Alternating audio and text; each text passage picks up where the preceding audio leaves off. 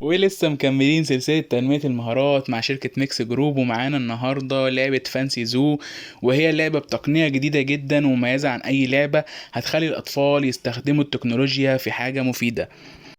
اللعبة بتنفع من أول 3 سنين فيما فوق، وهي بتشتغل بتقنية اسمها تقنية ال AR.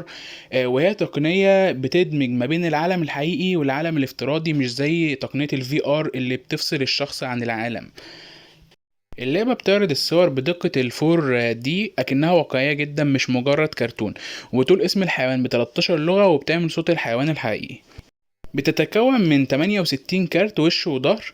الوش بيكون صورة الحيوان، والظهر بيكون اسمه.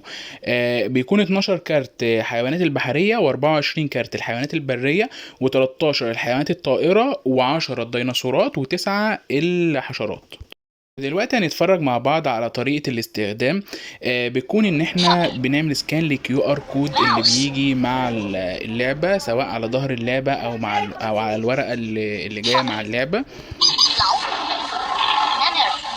，Nana，Tiger，老虎，the وبعد ما بنعمل سكان للكيو ار كود، بنقدر ان احنا ننزل التطبيق بتاع اللعبة، ومن هنا بنقدر ان احنا نلعب بكل بساطة زي ما احنا شايفين. panda，dolphin，delfin，الطفل بيوجه الكاميرا للكارت، وبيعرف نوع الحيوان وصوته واسمه، وبيقدر ان هو يحركه بكل بساطة.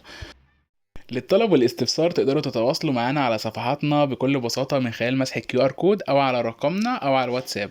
شكرا.